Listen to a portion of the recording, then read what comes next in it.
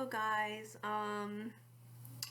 So I wanted to talk about something that a lot of people don't in the service dog community don't really know about and don't really think it's possible. It's about service dogs staying with you in psychiatric hospitals. So this is my service dog, Diamond, and she was able to stay with me in a psych hospital in Florida. And yeah, I just wanted to talk to you like how you can get your service dog in. Like, it is possible. Don't let them tell you otherwise.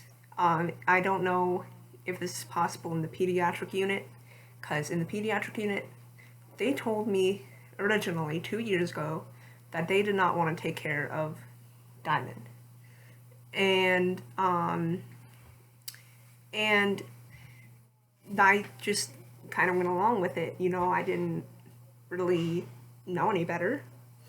And so I didn't find out until, just recently when I was in the hospital again, that, there had in fact been service animals staying in the hospital before, in the psych hospital, and that it was possible. And I didn't know this until the tech told me all of this.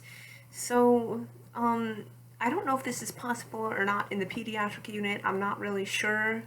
I guess if you are able, as long as you are able to take care of the dog yourself, and, the staff would obviously have to bring you outside, as long as you can take care of the dog yourself and prove that you can take care of the dog yourself, it should be fine no matter what unit you are, in my opinion. But I don't know, because this only worked for me on the adult unit. So yeah, so first, basically, to get your service dog in, you have to have a legitimate service dog. Please do not fake your service dog and bring it into a psych hospital. That is literally the last place a pet dog needs to be. It can be very unpredictable. There will be people trying to pet or trying to talk to your service dog, no matter how many times you tell them no, and no matter how many times the staff tells them no. And at a certain point, you just give up, right? So a pet dog might not be able to handle all of that stress, and other people, other patients will view your dog as sort of like a therapy dog. So they'll be, telling the dog all of their life problems, or just finding comfort in the dog. But you have to remember that the dog is there for you, not for them. So please stick up for yourself. I just stuck up for myself whenever people tried to pet her, when I could catch it. But people trying to talk to her after a while, I just kind of gave up, because people would do it all the time. So I know I shouldn't have given up, but I did. So, yeah, you have to be prepared for that your service dog might get distracted, multiple times, not just once, by staff and patients. So if you're in an educational mood, then fine, educate someone. But personally, me, being in the psych hospital, I was not in an educational mood. I was trying to deal with my own problems. So, basically, to get a service dog into the psychiatric hospital, you have to talk to the doctor that is seeing you there, like the psychiatrist, and you have to get a doctor's order for your service dog to be approved. And once that doctor's order has gone in, then if you don't already have your service dog with you, someone can bring the service dog for you, and they have to bring the food and the treats and water bowls, food bowls, all of that,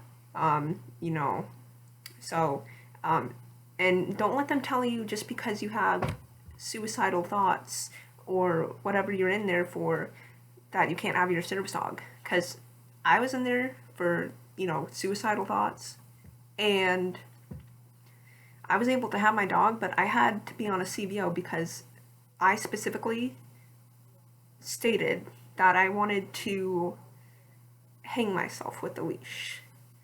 And it was true, I did. But at the time that I got the doctor's order in for her, at that time I wasn't suicidal, but obviously they still didn't trust me because I said that in the beginning. Like, I said that I was suicidal in the beginning. So they put me on a CVO, constant visual observation, which means I wasn't allowed in my room with Diamond unless she was off leash and had her vest off. So if your dog, I mean, a service dog, in my opinion, should be off leash trained. So as long as your dog can stay by you off leash, then you're good to go. Because technically they didn't allow her to be off leash in the main area, the area where all the patients go and watch TV. But obviously I couldn't always ask from my doorway that I needed her leash and vest back whenever I had to go back out of my room. So I had to have Diamond walk with me off leash, off vest, down the hallway to ask someone. And yeah, so you have to, your dog, especially if you are having suicidal thoughts or whatever, your service dog absolutely must be off-leash trained in my, just in case, just in case they do that to you.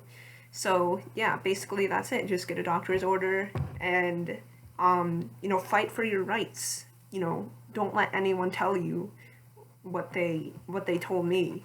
Allergies and fear, for example, is not a reason to deny a service dog. Like, it's not, they legally cannot deny because of the possibility or the presence of allergies and fear. Just look up the ADA laws, If they give you any crap, tell them just to look up the ADA laws. Maybe read them before you go if you possibly can. Just know your laws. That way you can defend yourself and your service dog. So, yeah, that's all I have to say. Service dogs in psychiatric hospitals are possible. And, yeah, people will... It's definitely, you might run into people who do, in fact, have allergies or fear to dogs, when I first brought Diamond in to the hospital, I immediately just walked past the living room or whatever you call it and went straight to my room, and there was some lady screaming at the top of her lungs about how she's afraid of dogs and how she was bitten by a dog and that she's going to call the cops because this dog is here, blah, blah, blah. And they eventually calmed her down. I still don't know who it was, but I think I know who it was, but I don't know because it doesn't make sense that of the person I'm thinking of. And I never heard anyone say that ever again, so they either moved her or she had an episode or something. I don't know, but you might run into that. You might run into crazy screaming people screaming about your dog being there, not understanding what a service dog is, not understanding that, no, they don't bite people, you're going to be okay, I can sit away from you, all that. So, yeah, people might not be in their right state of mind, and, if it's some, for example, if a fight happens, in there, because it's possible. If a fight happens between two other patients, your service dog, it's a new situation. So they're probably going to freak out. That's a normal reaction for dogs. They're probably going to freak out at first. And, but maybe not. But, just accept that, people are there for help. They're not there. Not everyone there is in the same state of mind as you are. So, yeah. But, I mean, as long as you can take care of your dog, It's possible. It's possible. It's absolutely possible to bring a service dog to the psychiatric hospital. So, yeah, thank you.